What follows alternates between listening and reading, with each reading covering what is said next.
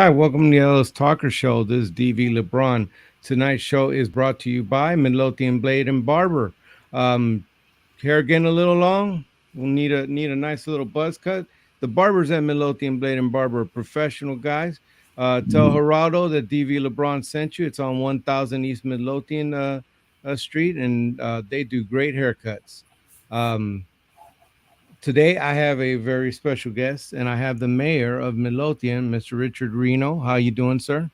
DB, I'm doing great. I hope you're doing fine, and I appreciate the opportunity to chat with you.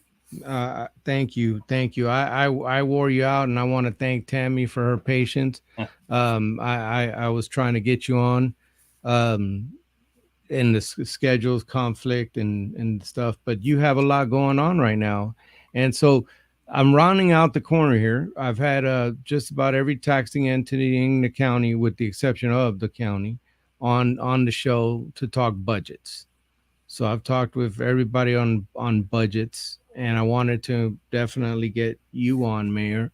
I've been watching these. I've been watching several of the meetings. They're archived, and I've watched some of them that are live, and um, they're spirited. They're spirited, and there's a lot going on. So before I get into all that, I just wanted you to go ahead and do a brief intro about yourself, Mayor, because as you know, there's been a lot of people since the last time I had you that moved into Midlothian. Well, thank you very much. I've 3.5 years into being mayor, started in 2019 in a special election. Served 1 year, then stood for re-election in 2020. I'll be up in this coming May. I'm a private business owner. I have a small software company, and we provide a product, a service to the airline industry. We've been in business for about 30 years. My wife and I have lived in Midlothian since 1996, and we raised our three kids here, our daughter Sarah and sons Samuel and Will. And so that's my brief background. And yeah, and I did get to talk to you another time before, and you're a great guest to have. And I love being able to get, yeah, and I will tell everybody that the people in this county, the leaders in this county, have made themselves quite accessible. They come on, they talk. This is not a comfortable setting for everybody, but yet they come on in, and I try to make it as comfortable as possible because the only goal of this show is to get them to talk to you, the people of their respective cities. So, Mayor, the taxes and budget. So I saw that that the rates and stuff. So I wanted to first ask you, what is the original tax rate that we came out with uh, for the city of Midlothian when this negotiation started? So our current tax rate for the fiscal year 2021 2022 is 67.5 cents per $100 evaluation on property. Now, that tax rate, which is applied to your SAS tax value, has two major components: the M&O and debt.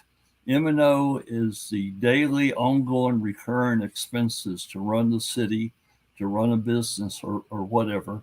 That's how much we need to operate.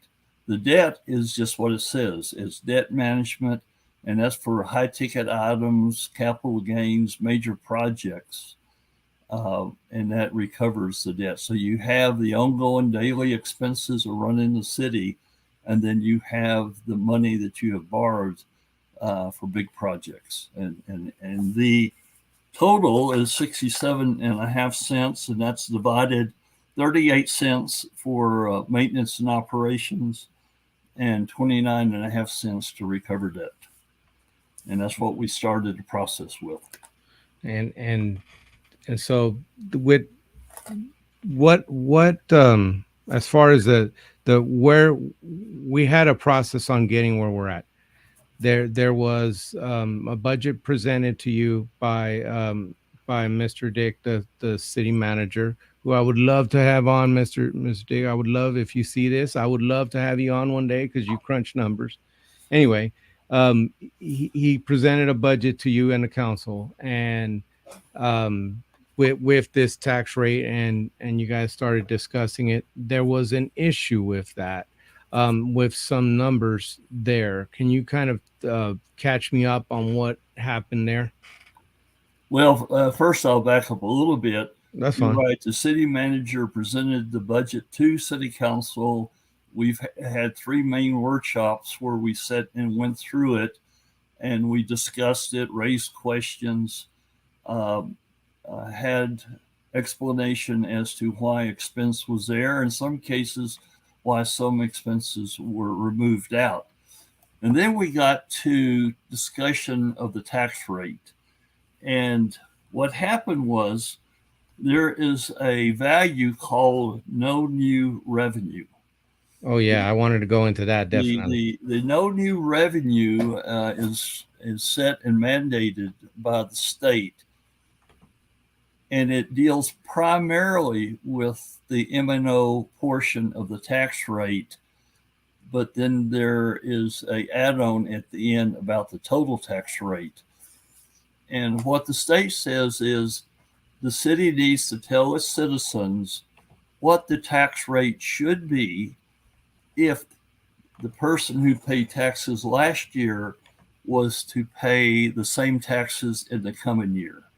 So if you paid $1,000 in taxes based upon the valuation of your house, and your evaluation changes and it's either up or down, then the city says to have you pay the very same $1,000 this coming year that you paid last year based upon the change in the property value, here's what that tax rate needs to be. So that is a reference point that says if you gain the same revenue for the same purpose from the same people, here's what your tax rate needs to be. Then to that, the state says the city can raise that by 3.5% without asking the citizens' approval. So you have Okay. to win to hear, and if you can raise it, if you want to, need to go over that 3.5% increase, then you go back to the citizens and say, we need your approval. We need you to vote on going over this 3.5%. Now that deals primarily with the maintenance and operations, the M&O piece. It does not deal directly with the debt. What happened was the city calculated the no new rate, revenue rate for Hmm. M&O correctly, and that is 34 cents as opposed to 38 cents last year. And when they came and said the total tax rate, no new revenue tax rate, they added the assumed debt rate to it and got a number, a different number. This wasn't the pure no new revenue rate for the total tax. And it's a reference point. It is not something that is dictated or mandated by the state or the city, but it's a reference point. The state requires us to tell the citizens, here's your M&O, no new revenue rate. And oh, by the way, here's the total no new tax rate for no new revenue. And it was a twofold error. They calculated the tax rate with the no new revenue M&O, but with the assumed debt rate, and they calculated that. At some other place, they had the true no new revenue tax rate, and they pulled the wrong number and gave it to council. Okay. I'll And I try saw you. if that's clear, not clear. Ask questions, and I'll try to clarify it. Oh no, and then when that rate came up, there was a vote that happened, um that I saw on that, based on that rate that was incorrect, right? Yes and no. It depends on which council member you ask. Okay. Uh, and there's another question I think you have. If early in the process, we set the ongoing max tax rate for this process at 663, which is 1.2 cents lower than the current tax rate. And that's set procedurally. This is the most you can have your tax rate going forward, but you can lower it if you want. Then we had a discussion where some council members wanted to go down to the no new tax rate for the total. And there were some of us, including myself, that wanted no, we wanted the M&O no new revenue rate plus the 3.5% plus the ongoing debt rate. So it depends on which council member you ask as to um, the relevance of that point. After one and a half other meetings, we worked through it where now the council understood. In the last workshop, we had a very lively discussion on the tax rate. I know. And I was watching. we broke into three groups. And at that point, in my opinion, we wrung out the no new rates, both M&O and total, and we discussed the ongoing debt management rate. I saw that.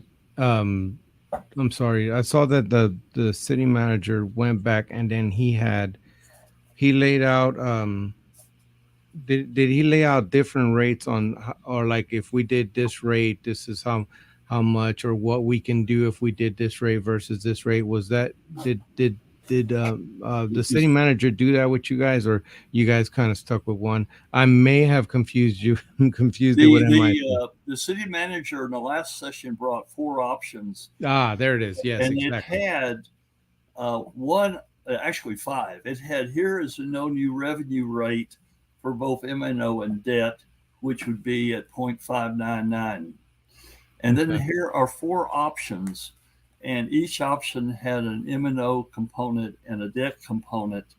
And it said, here's what your total debt tax rate would be.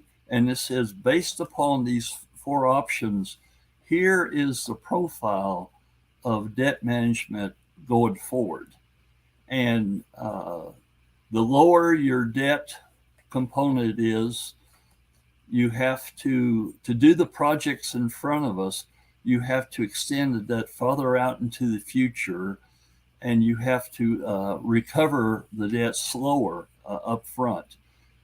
So which debt profile debt tax rate we take dictates the profile of our debt of recovery, our debt management. And to me, it's like, do you have a 15-year mortgage or a 30-year mortgage? The longer you have that mortgage, the more interest you're going to pay, and the more you're paying for debt. And you'll get to one of your other questions as to so that debt rate is going to affect your ability to issue debt. Right, right, and paying the debt obviously is always important, but you had the four different options, or yeah, five different options. You were telling me, Mayor. Um, so the no what and I know that we're not going to get into super details in the crunch. That's what the city manager does. But I know that with all these meetings that you understand what did he say about what the new no new revenue rate would mean to the budget if we decided, and that was like what I forget the exact number, it was like 59 something, right? Yeah, If we went 59.9 cents per Yeah, 100. if we went to 59.9, what would happen? There's two things that'll happen, and these knobs. First off, your M&O uh, is going to be increased less than inflation and less than the growth of the city. So we're going to have to tighten our belt. we can still deliver the basic services. And this is where it comes down to each council member how you view this. In my mind, it's going to tighten our belt where we're doing basic vanilla services, and we bring into question our ability to fund these major projects that we have on the table. That's at the no new rate. The no new rate uh, does not keep up with growth and does not keep up with inflation, and you have to tighten your belt. And how do you tighten your belt? Your expenses, you go to absolutely mandatory expenses, and on the debt side, you issue only the debt that you have left room for. So, To um, just to give you while you've been sitting there in the last year, obviously the interest or inflation has gone up close to 10%. It's the greatest. What is it in our life? Well, not in our lifetimes, but it has been a long time since it's been this high.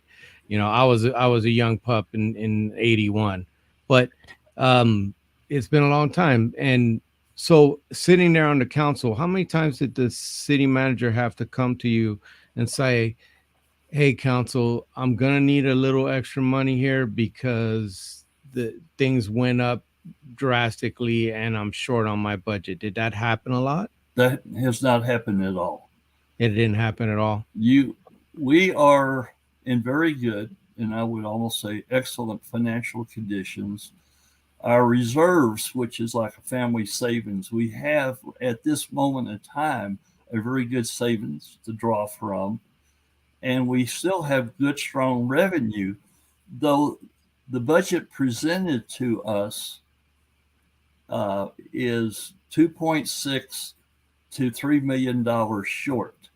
And the question will come to council, how do we close that gap? Because we can't have a negative budget.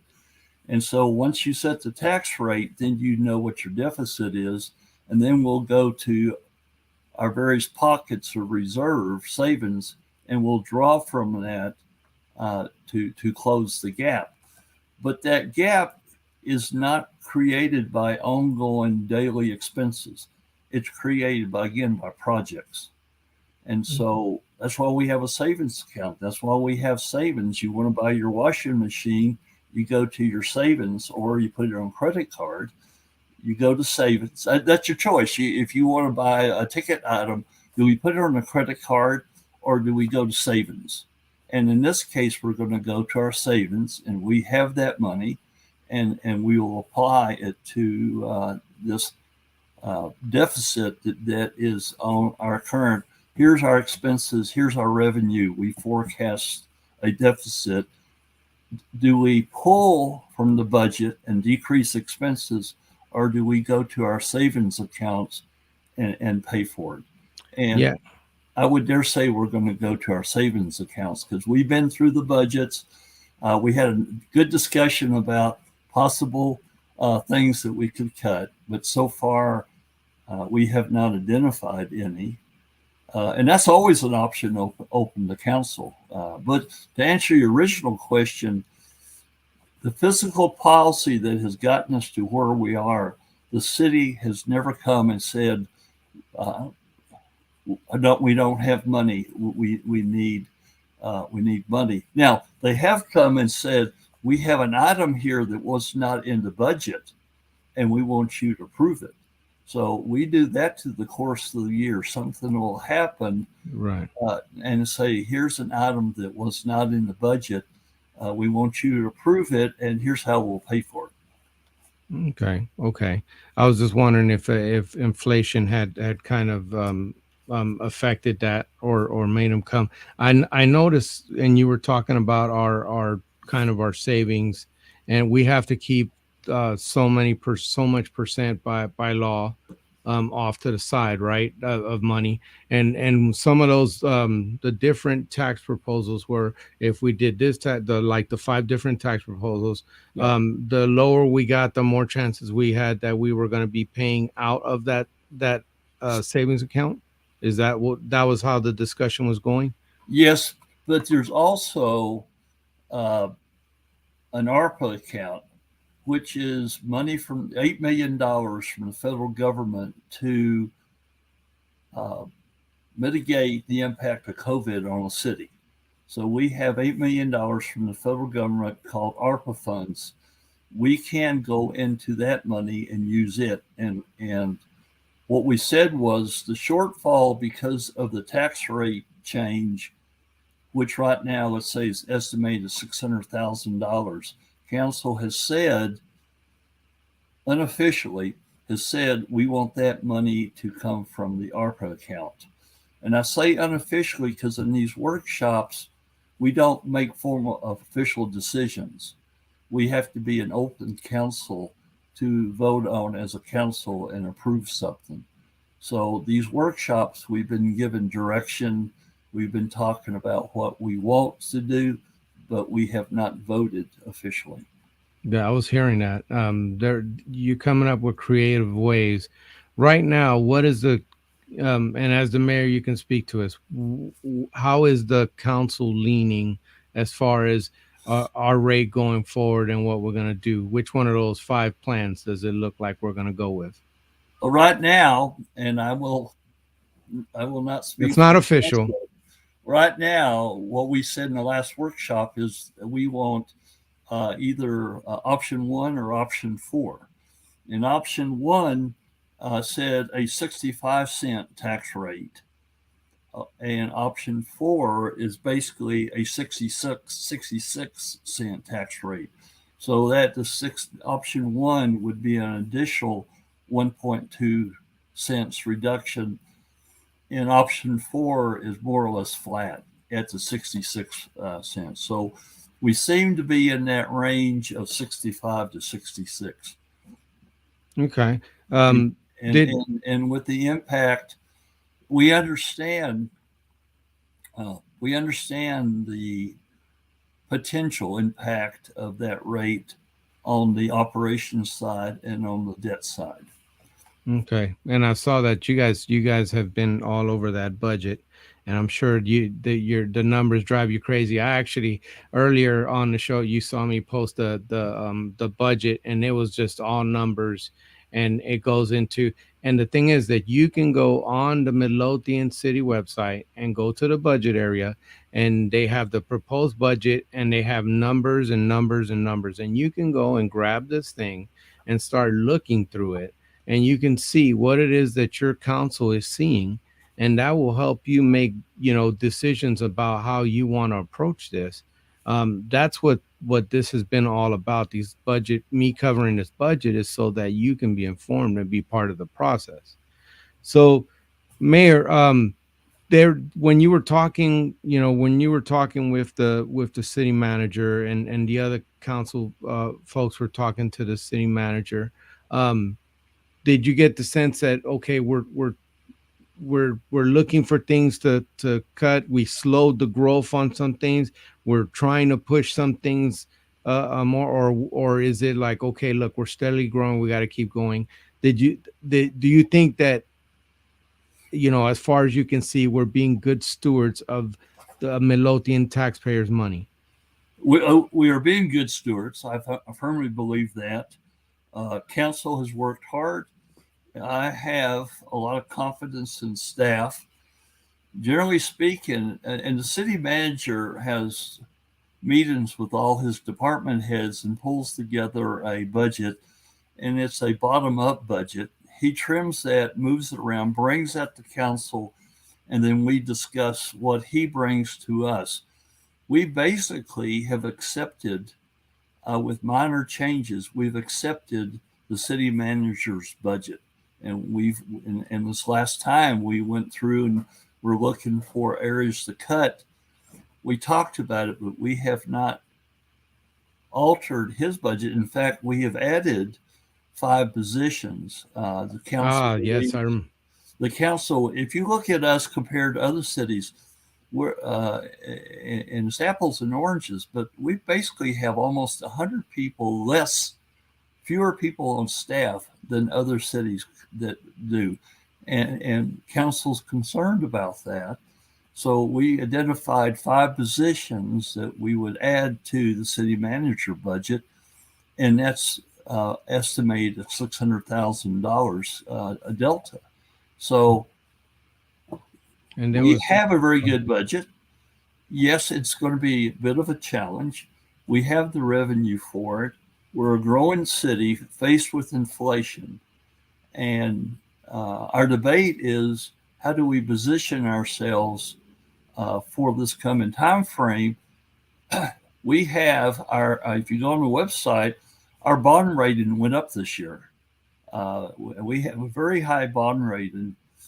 We have very good reserves, and what we have is uncertainty in the future, but we will manage through that. Yeah, there is definitely uncertainty in how things are going to go and whether these property values are going to continue to rise. There's all kinds of things that go into the budget that you see that I don't see as just a person on the background, and that the manager sees that I don't see.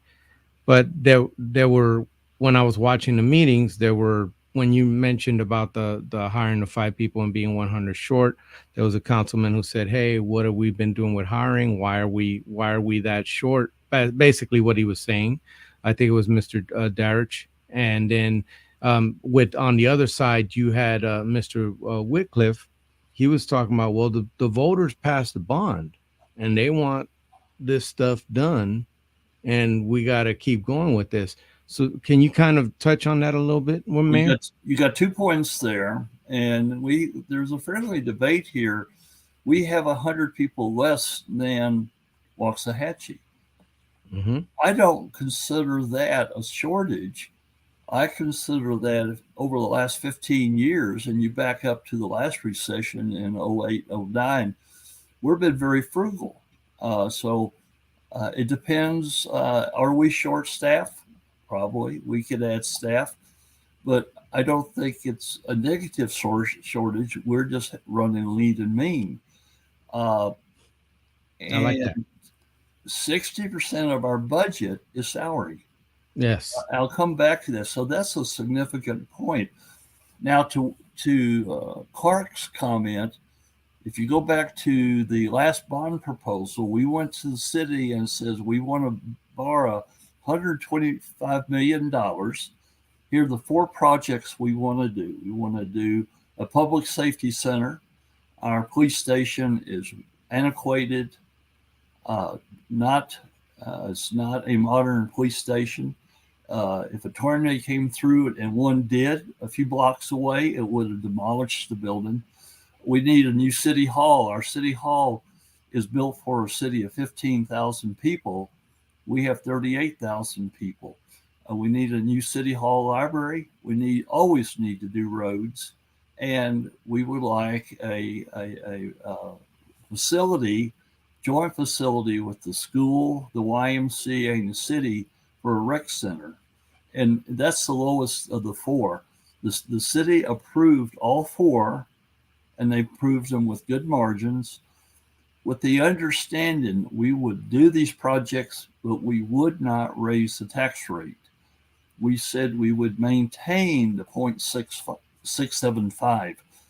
Now, Clark's point, and I agree with, that is a tacit approval of our tax rate because we are doing these projects and we promised not to raise the tax rate.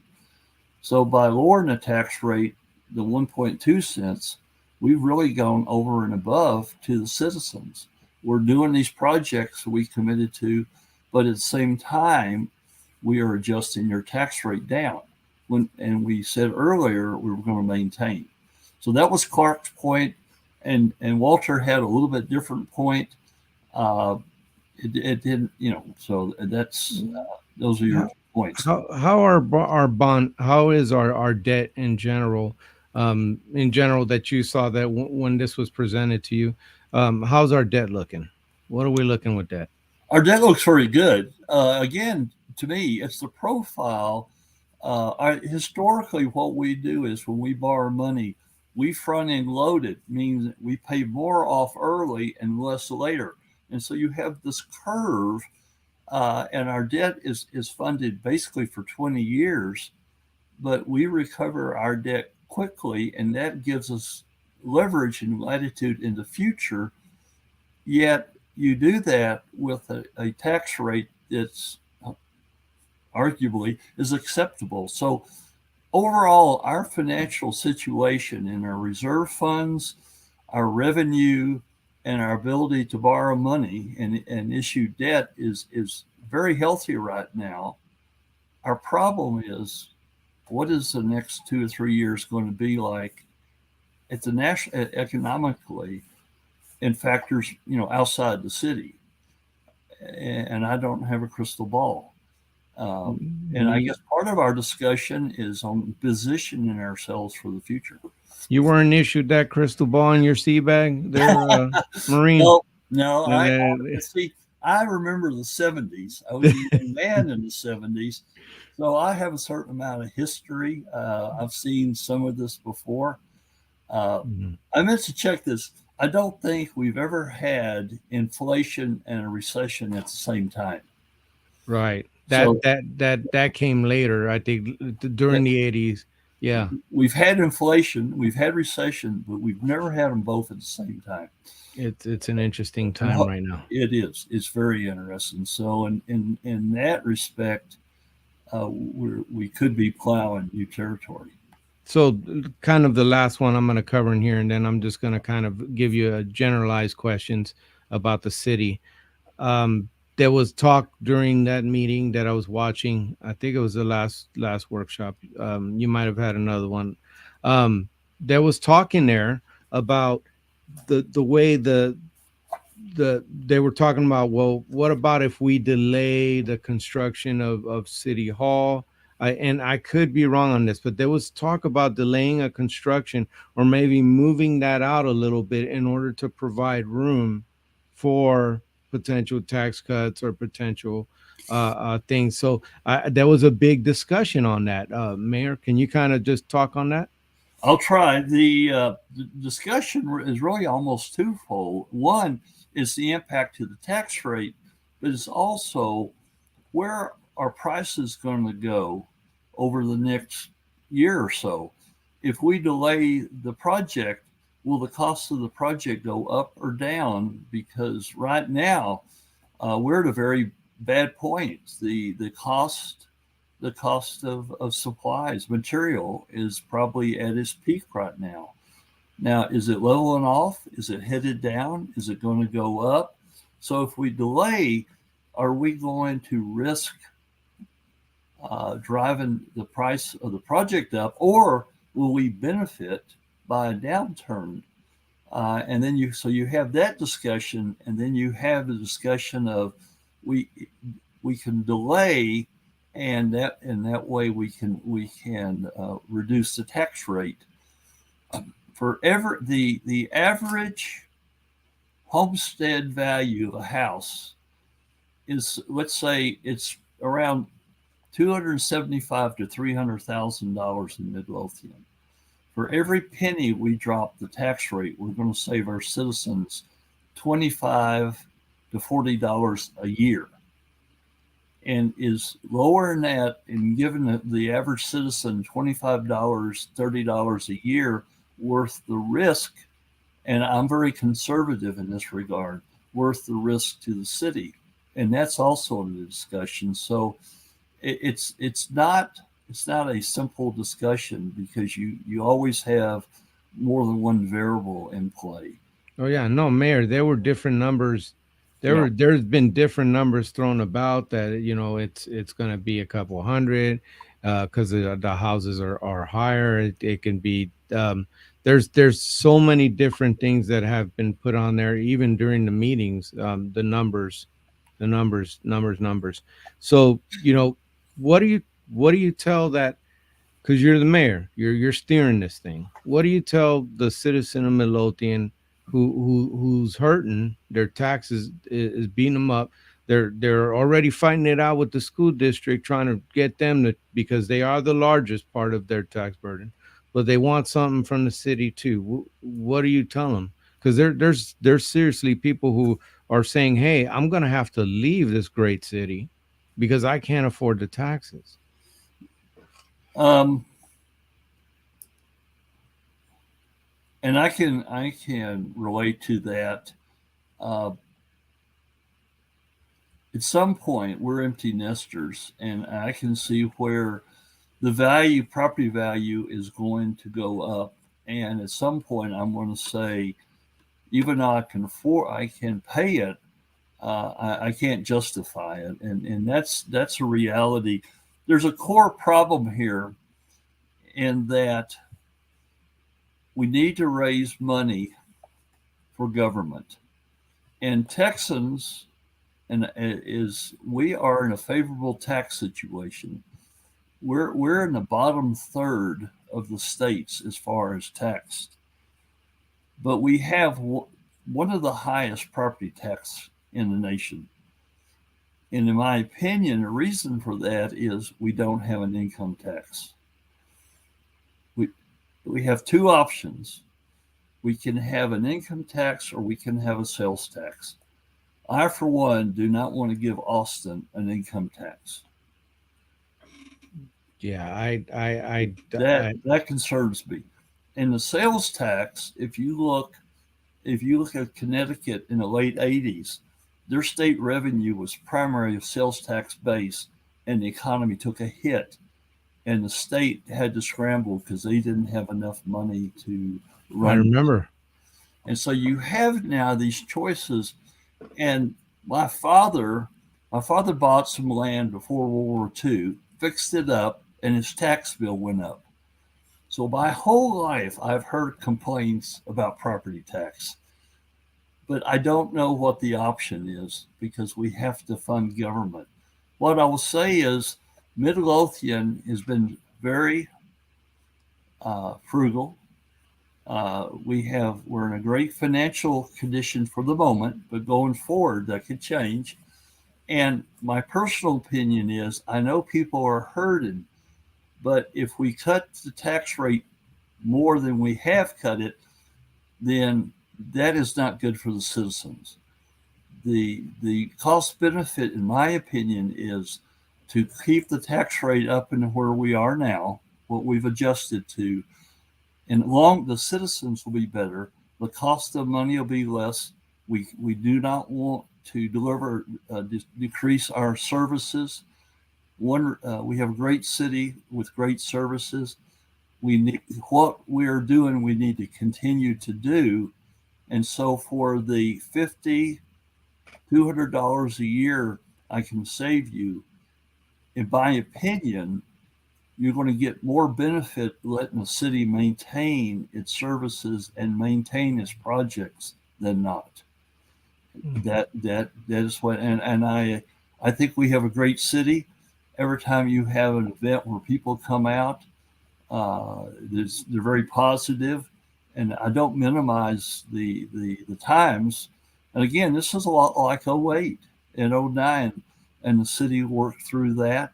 We didn't lay anybody off. We maintained our services. Uh, but Yeah. so I don't know if what kind of answer that is, but Well, uh, it's the one that comes out your heart, and I know that you're talking directly to the people of Midlothian on it.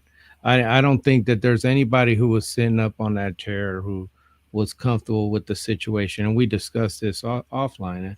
mhm. I didn't see anybody there comfortable with what was going on. It was everybody was kind of going through it in their own for their own personal reasons, but everybody was going through it. It's not an easy thing to do. It really isn't.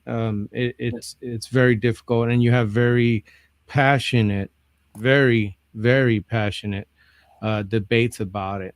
So, as I close out, one last question I'm gonna ask you before I ask you to go ahead and talk directly to people in Midlothian is, as the mayor, this budget as it stands, do you think that it funds the priorities the way you wanted it to go? Does it fund a priority in the direction that the council wanted it to kind of go?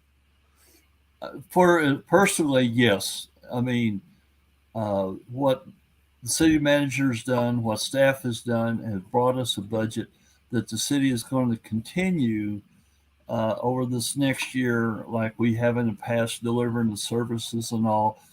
Could I go in there and tweak it? Yeah, probably. Yeah, everybody. But I have confidence that this budget is a good budget and will meet the needs and the challenges of the upcoming months.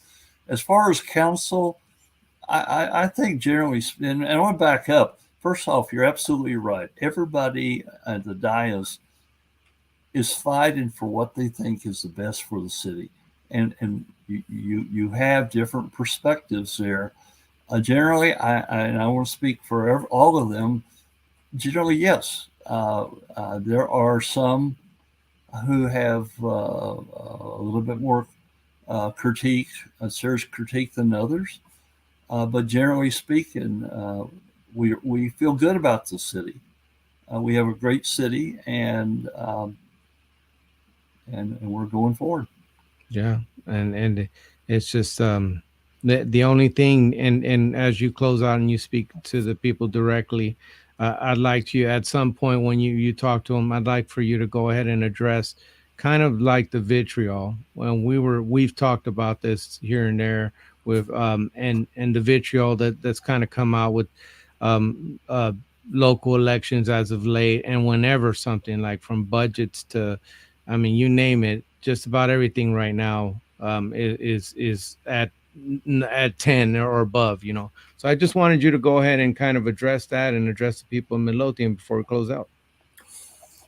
The last city council election uh, was, I think, a very good, positive election, and you saw candidates running uh, in the way they should, and the dialogue was good.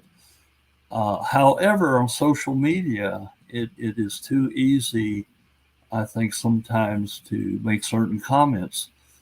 Look at our city. We come together on street dances. We have a wine walk. We dedicated the baseball complex last weekend. We have Parktovia, movies in the park, and people come out. We have a great community here. And you have leaders and staff who wants the best for the city. We're human. We're not perfect. But everybody is working for the good of the city. Have confidence and be thankful that you're in Midlothian and uh, keep in contact with the council members and myself. They listen. They're very sensitive to comments they make, and we're all, I believe, accessible. So do that and look at what's positive here, and uh, whatever we settle on, we will make it work, and we will have a good city, and we will learn as we go. Each year is a learning lesson. And again, the staff, we have an excellent staff. We have a city council that's very serious about it, and we have a populace, citizens that I believe enjoy this community. We're a growing community. We're 38,000 plus. We're headed to 50, 60,000 over the next 10 or 15 years. And we want to have the right city when we get there. And Yeah. yeah, those things take a lot. With the city growing, I don't think anybody's always comfortable with change, but it's coming. It's There are people coming. They're cutting up Walnut Grove pretty darn good. There's going to be a lot of people coming. yeah, So there, that is, and you can't stop that train. you But we can affect it. Right now, we have a branding exercise going on, and we're going to start a comp plan review. And both of these, the branding is to identify who we are, our strengths, and who we want to be. And the comp plan is how we're going to get there. And these two documents will be the main documents for future councils to make decisions from. So please, if you get a chance, get involved in these two processes. Uh, for the Brandon, reach out to Lori Lumberg, our director of communications at the city, and for the comp plan, which hasn't started yet, Claude Mellick, our assistant city manager. So Get involved. Yeah, get involved. That's what I tell everybody. It's a lot easier just to jump on Facebook and critique something than it is to actually look at it and Yeah. try to figure out the problem and try to help. There are some legitimate concerns. There are, but it's gotten very vitriolic. It's gotten personal, Mm. but it is the nature of politics. We're not immune from it.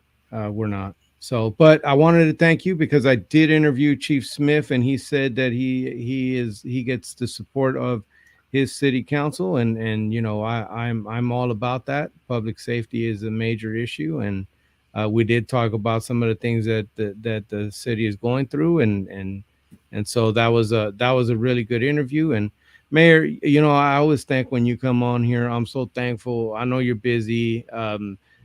Tell Tammy I just love her to death. Thank you so much for dealing with me because I wear her out. I know I do. Well, we So thank you. thank you, and yeah, and the two of you trying to get my calendar and everything lined up. I appreciate y'all working together. So thank Now the invitation is open, Mr. Christic. I would you. love I to have will. you on. I'll talk to Chris, and we'll get Thank them. you. We'll get them on. Thank you, Mayor. You take care. You too. Thank you.